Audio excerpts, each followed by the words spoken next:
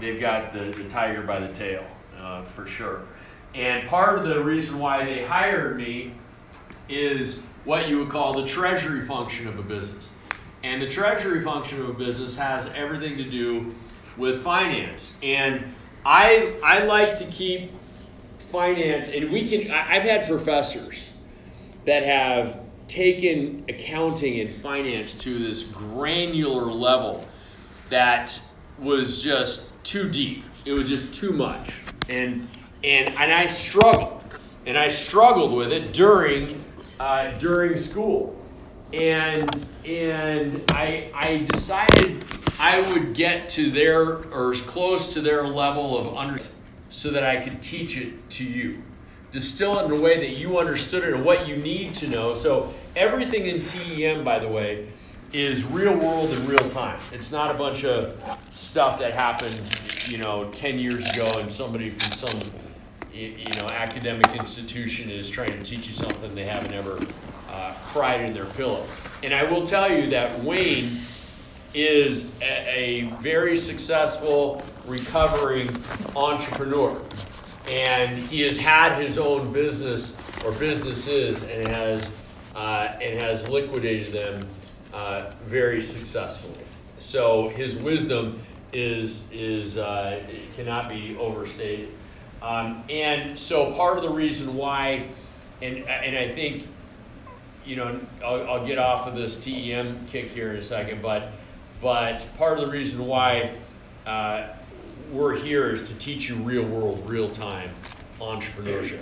And so the first thing we're going to go over really is the simplification of the 3 types of financial statements that are available. And I want you to understand that these financial statements can get really, really busy, but it's what you need to know right now, and this should carry through for the rest of your career here at ASU. And we'll get in the finance course that I teach in the spring, and I hope you all take it. It is a beginning. It'll take you from maybe someone that barely even, not that you guys even use checks anymore, but from like understanding how to balance your accounts, your checking account, to leverage buyouts and mergers and acquisitions.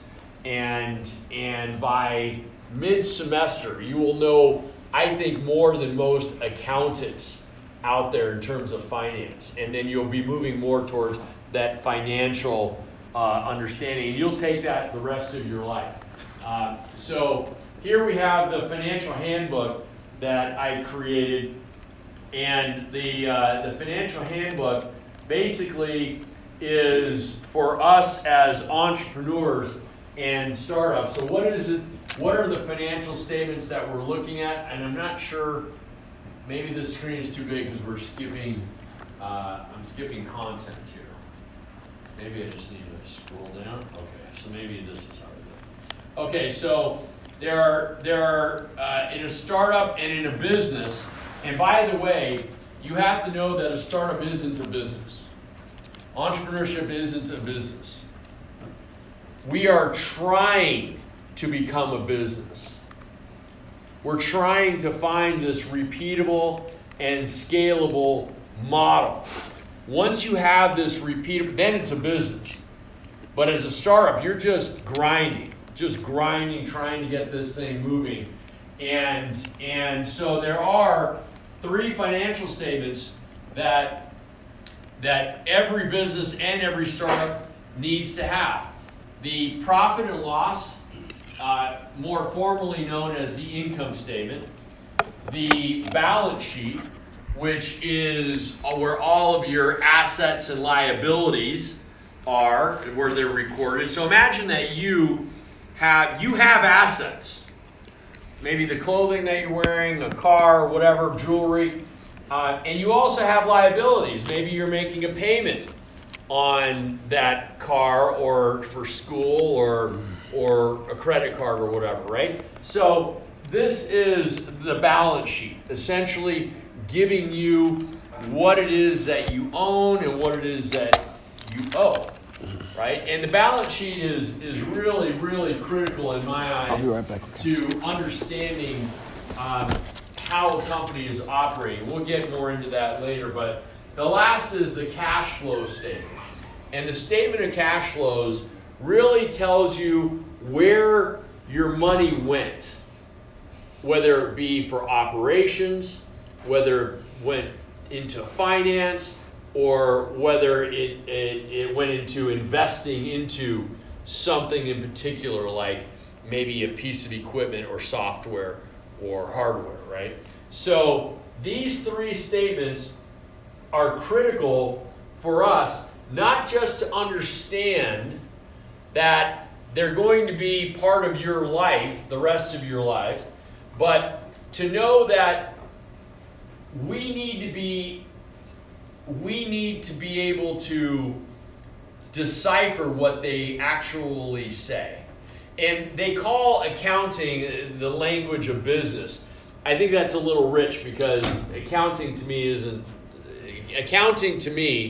is the recording of history. Finance is the future. Everything having to do with the future. Accountancy is history. It's recording of history. Not to diminish it, because we're having to go through it, but what I need you to know as entrepreneurs is that everything we do has to dovetail into what you're doing today. It has to be an end game in the future. So let's look at the. I guess I'm going to have to scroll. So let's look at what we're going to create first.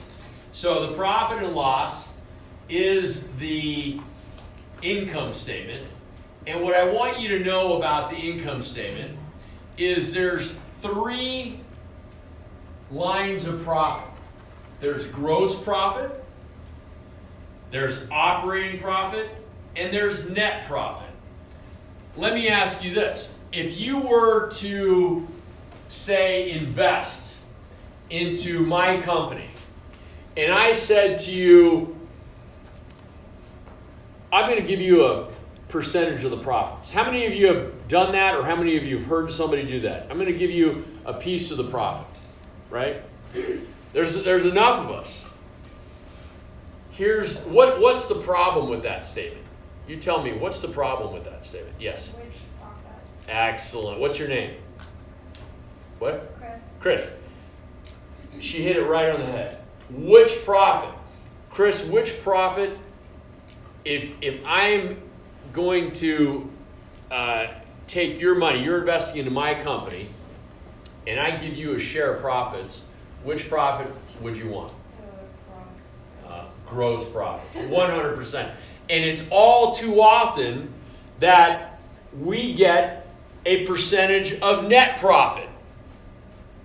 Net is after all of, you see the operating expenses? That's just what we need to do on a day-to-day for our startup and our business. We got to be spending this money, and we've got all of these expenses.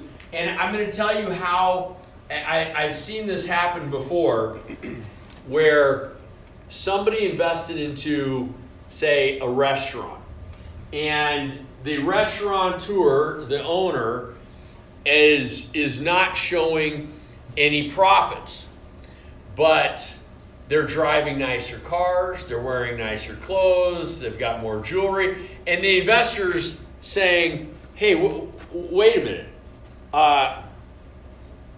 when am I going to get my piece of the profit?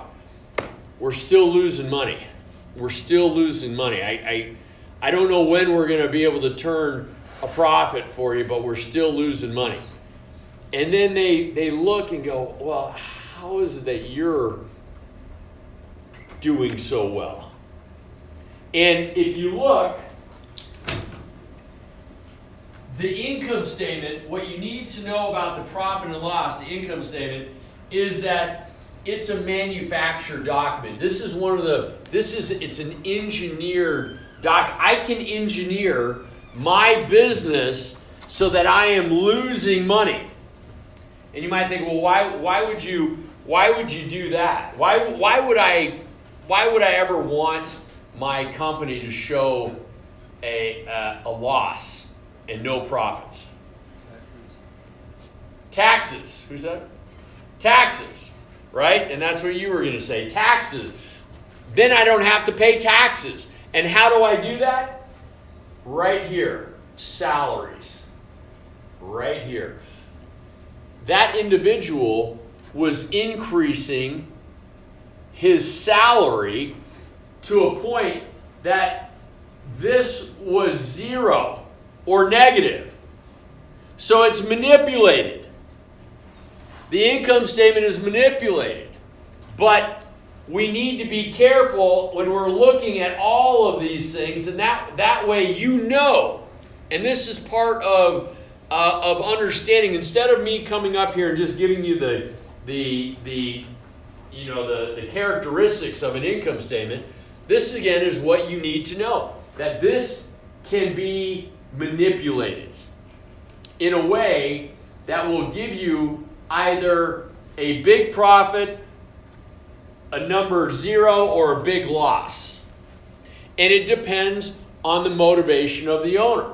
So as a business owner, there are times when I am calculating that, you know what, in 2 years, I'm expecting a lot of revenue for a particular business.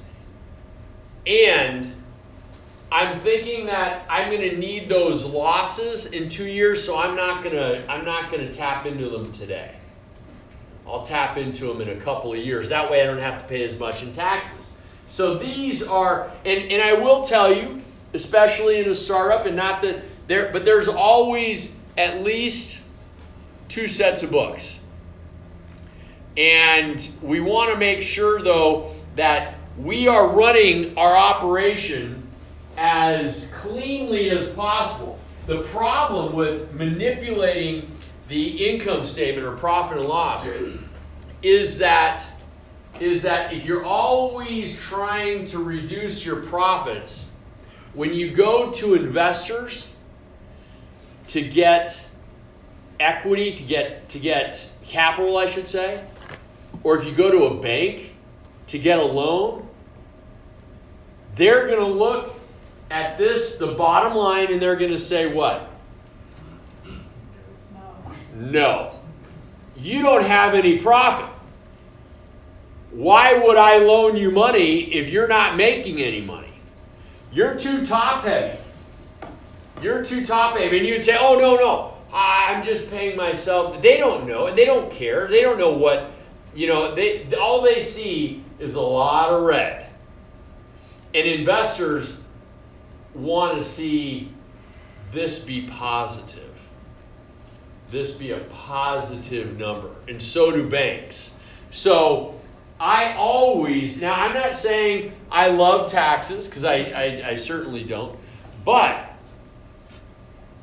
I always keep in the back of my head that I'm going to need money to fund my growth, to expand, accelerate, extend my business, right? That may mean hiring more people, buying more software, buying more hardware, whatever it may be. Whatever it may be. And if this number is negative, when I go to raise money, if it's negative, it's hard. It's hard. Being an entrepreneur is hard enough as it is. Now, let's say that we're a brand new company and a startup, and we don't even have any profits. We don't even have any revenue. We are let's see here. We don't have any. We're just launching this. Our sales is, by the way, the same as revenue. But let's say that we don't even have any revenue. Being able to create this statement, and it's very simple. Being able to create this statement, and you have access to it now, and predict the future is how you raise that money. So the way that I'm going to tell you that you need to then engineer this is you have to try to estimate what your sales are going to be next year and what your expenses are going to be. And if you have line of sight to your net profit being profitable, investors and even non-traditional bank lenders will give you money. We are in the business of predicting the future. Now, I will tell you this. I have created a lot of tools in my time with companies that had no revenue, that we're talking about now. And I have done everything I can to make sure that this number is correct. In fact, I typically do, this would be the worst case scenario. So if you were an investor, I would be presenting to you the worst case scenario. Why wouldn't I present to you the best case scenario? Why wouldn't I? Don't you think that most people would want to hear the best case scenario? Why am I telling you to present the worst case? Yeah. If you sell them on the worst case scenario, they can only get better. And yes. Yeah, it's like my case for pessimism. Either you're right or you're pleasantly surprised. You're right or you're pleasantly surprised, but it also speaks to what you're representing. It's your reputation. It's your reputation also. And you do not want to overestimate and underperform. And so if the worst case scenario works,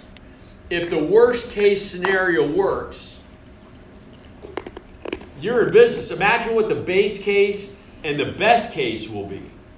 But I always work off of the worst case scenarios. I do not. But when I'm getting people asking me for money, this is what they say. They've created these projections, and they'll have a very big profitable number at the bottom. And then they'll say, well, we modeled this out, and we're going to be profitable in 12 months. This is our profit, and they're conservative numbers. And I'm thinking, wait a minute. You just made these numbers up. And you're telling me they're conservative. Like they're just made up numbers. And they're giving me, most often than not, they're giving me the best case scenario. As entrepreneurs, we have to be working off of plan B's and C's and worst case scenario. And here's something else that you should all remember. And if you're taking one of my TEM 100 course, seminar on entrepreneurship, you've heard this. All models work. All models work. Anytime you're approached as an investor and you're given an income statement or a balance sheet, just know that the model works. No one's ever going to go to, what's your name? Yes. Cleveland? Brendan. No, yours. Yeah, you. What's your name? Yes, you. Cleveland. Okay, yeah. So I got it. Okay, sorry about that. So let's say that I go to Cleveland. I'm going to show him my model works.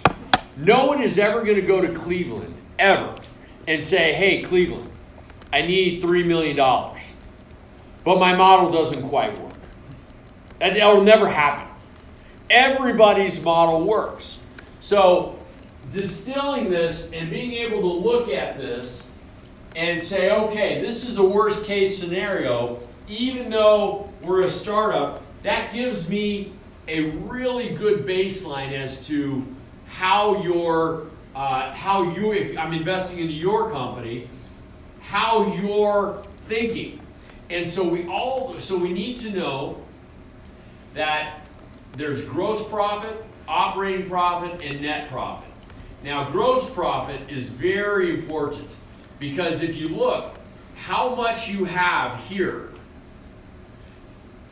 tells you how much you have to pay all of your bills, all of your marketing, all of your depreciation, all of your salaries, all of that research and development. So this needs to be a high number. So you get your revenue, and then you have to subtract your raw materials. Now, if you're a service company, then you have to subtract all of your software as a service that you're paying for. You have to subtract all of the things that you're paying for that and labor that's in this. Salaries are different than labor, by the way. Salaries would be administrative, people in like maybe accounting or marketing or finance. Labor would be something associated with the actual production of that service or good, okay? So you have to subtract your raw material inputs, including your direct labor, from your sales, and you want at least a 60%, this number to be 60%. So how we do this is you subtract your sales from your raw materials, which we've done right here. Our sales were they're going to hypothetically be $500,000 this year. And our raw material inputs are going to be $300,000. And that gives us $200,000. The next thing you do is you take your gross profit of $200,000 divided by $500,000, and that gives you 40%. We need more than 40% for us to be in business. I just got news for you. You want it to be in the 50, 60, 70% range. That means you have more money to pay for all of your expenses, your operating expenses that we saw. So the key takeaway here is that your margin percentage, it's one of the most important, that percentage right there is one of the most important metrics or measurements that is in all of finance. You can tell right away when you're looking at somebody's income statement. If you just divide the gross profits by the net sales or the revenue, if you're going to think about investing into them. If it's 20%, 30%, guess what? It's not going to happen. They're underwater. Too much. Too much. The risk is too much. So here's the tip. You want the gross margin percentage to exceed 60%. If it's at 50%, even maybe 45%, they have to tell you why it's growing. They have to tell you why this is going to be higher in the next 12 months. And if it's a reasonable answer,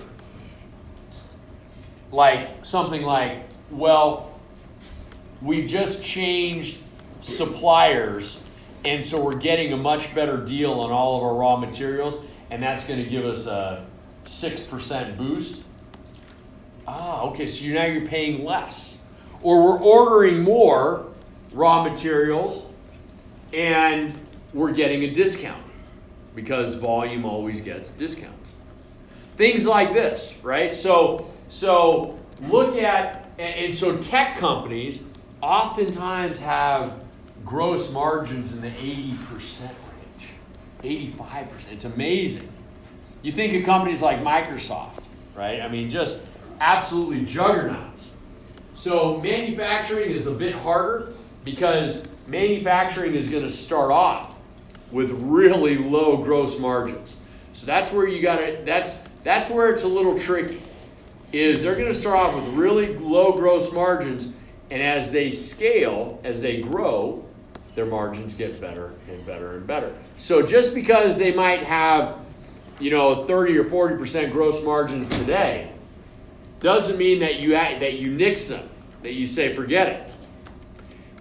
And here's the thing with manufacturing companies. If you have a manufacturing company and they start making money, it's just printing money. It's just a money printing machine. Tech companies have great gross margins, but they can become obsolete really quickly. They can be leapfrogged by other innovations out there very quickly. So there's trade-offs. I grew up in terms of finance. When I was starting off as junior muscle in the investment banking firm, when I was 21, I cut my teeth on manufacturing companies. They wouldn't let me look at anything tech, and mostly because they didn't understand it. And I'm glad that they didn't. But I funded some really cool companies. I funded a company when I was 21, 22 years old that not a lot of the people in my firm really liked. And it was the first non-soy, non-tofu based hamburger called the Garden Burger. See the Garden Burgers everywhere. And I funded this guy out of his trailer in Oregon. He had health issues, and the doctor said, well, you need to cut out all the red meat.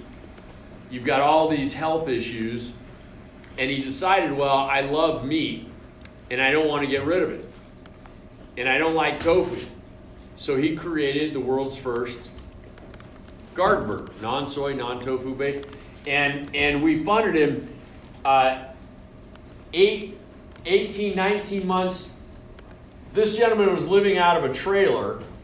19 months later, we wrote him a check for $60 million. And he still owned a huge chunk of the company. And we helped, and I helped with the financials on that. And by the way, I wish I could tell you, I always work off of worst case scenarios, but I wish I could tell you that every time I've done projections, I've hit my number. I've never seen anybody hit a number. I've never hit my numbers. I might be a little over or might be a little under. I've never hit the number that I projected. No matter how granular I got, I never hit the number. So you don't get discouraged about it, because sometimes things happen, and you may not have hit that number on purpose. Something came up, and you decided, hey, you know what, I need to buy this piece of equipment, and that's going to take away my sales here, but 6 months later, my sales are going to explode, right? So they're trade-offs. They're trade-offs. Profits versus growth. Now, number 3. So this is how to calculate your EBITDA. Now, EBITDA, normally I wouldn't talk to you about EBITDA, but it is such a ubiquitous term now. Everybody wants to. How many of you have heard of EBITDA? Well, more of you are going to hear about EBITDA. Earnings before interest, taxes, depreciation, and amortization. So EBITDA is associated with cash flow. EBITDA is associated with cash flow, whereas profits are not cash flow. So let me explain this. Your net profit is all of your expenses and your taxes. Let's scoot back up here. All of your expenses minus your taxes gives you net profit. And again, what you need to remember here is that this is a manufactured and an engineered document, right? Cash flow is a little bit different. It comes right after your operating profit, and what you'll do is you'll say you find your operating expenses, you add them all together, which we did. We added all these together. Then you're going to subtract it from gross profits. And essentially, that is a very simplified form of EBITDA, which is also operating profits. And there's a little more to it, but for us in this introduction, that's what you need to know, because everybody, for whatever reason, everybody is stuck on EBITDA. Now, I like cash flow and I like EBITDA in the sense that cash flow pays the bills. Profits don't pay the bills. What do I mean by that? Somebody tell me. Profits don't pay the bills, cash flow pays. So, go ahead. Profits all the money left over after you pay. Profits is all the money you have left over after you pay the bills, but profits, you might not even have the money in the bank. You see, imagine that I sold you $10,000 worth of gnomes, and you and you have 30 days to pay me. I'm going to tell the accountant, I just sold 10,000. The accountant's going to say, he or she's going to say, that's fantastic. You know what? Your profit on that 10,000 is $6,000. Oh, great. I need to improve my website. I want to maybe hire somebody a little more. And I also need to start looking at more marketing. And they're going to say, whoa, wait. You can't do that. I'm going to say, well, you just told me I was profitable. Yeah, but you don't have the cash in the bank. So you have to be very careful at looking at the income statement and saying, oh, wow, we're super profitable. We are super profitable. So that means we've got a lot. So a lot of people think that that's what you have in the bank, 55,000. If you, and I'm gonna cruise to the income statement, and the cash and cash equivalents in this particular case are 50,000. And accounts receivable, this is again the balance sheet, shows that I'm owed 40,000. But what would happen if, and this has happened to me, where I'm showing, going back up to the income statement, I'm showing $55,300 in profit. But then you go to the balance sheet and I'm showing cash of 5,000 and accounts receivable of 85,000.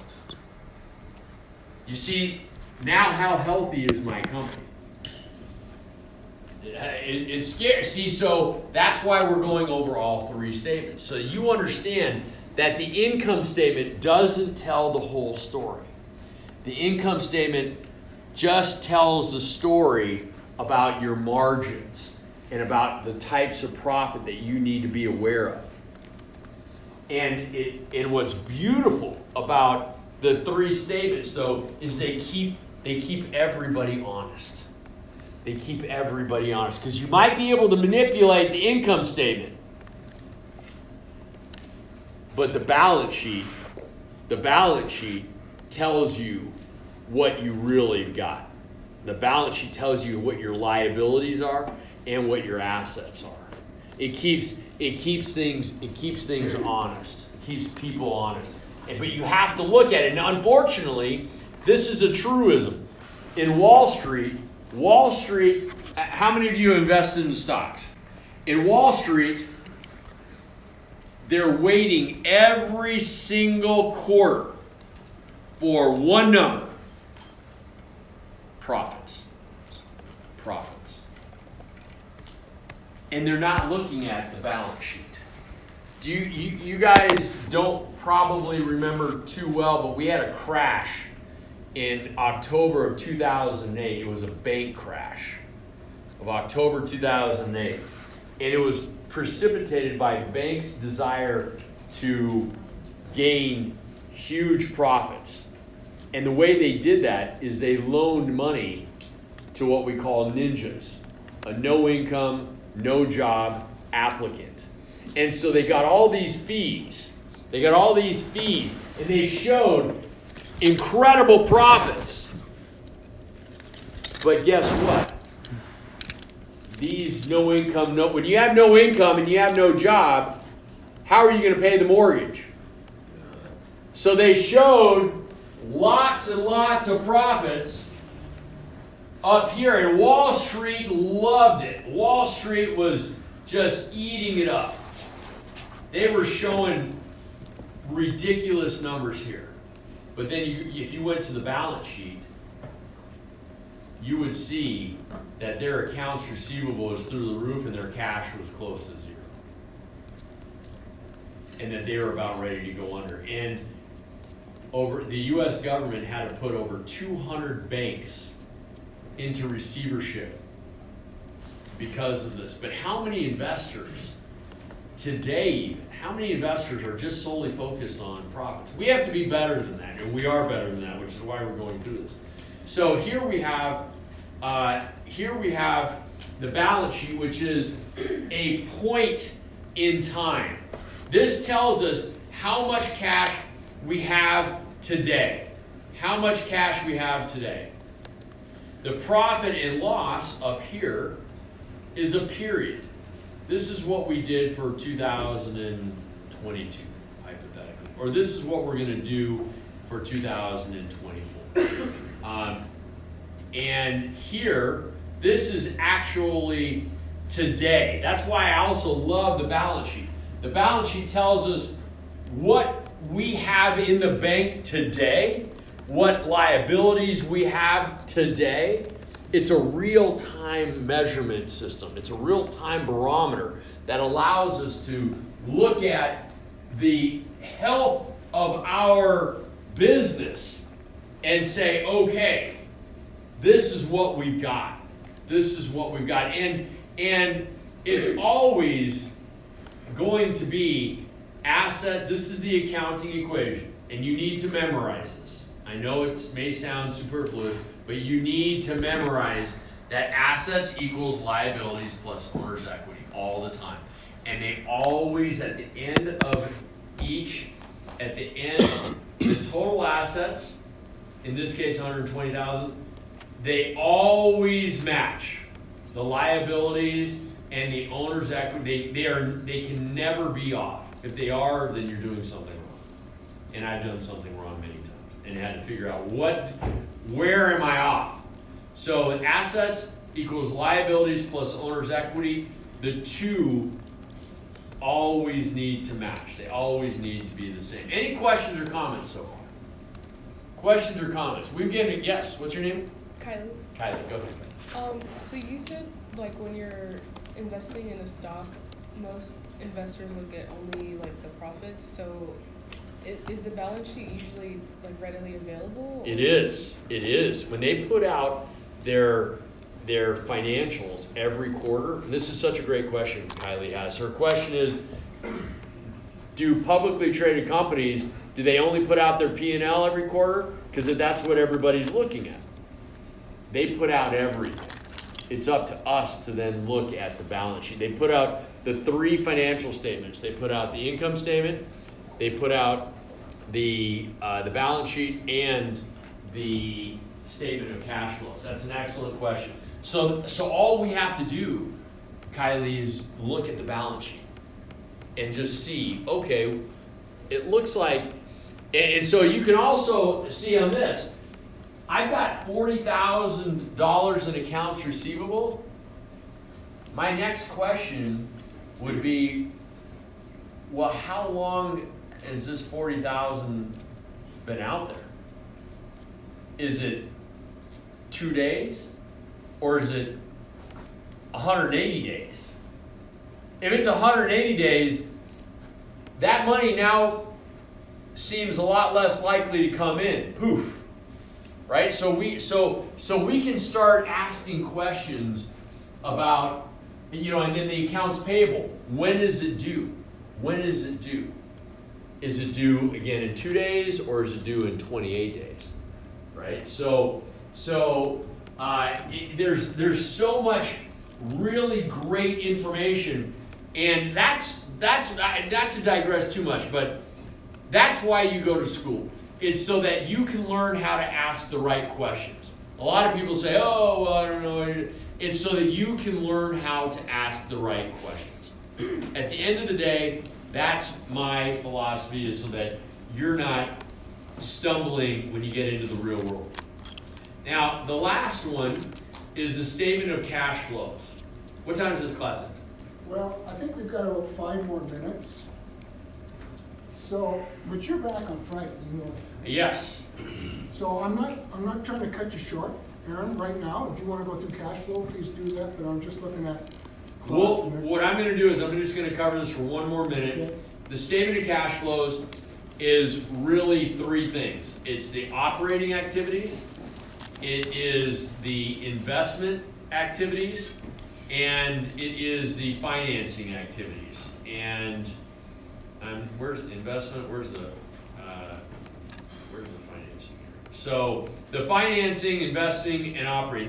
Those are the three primary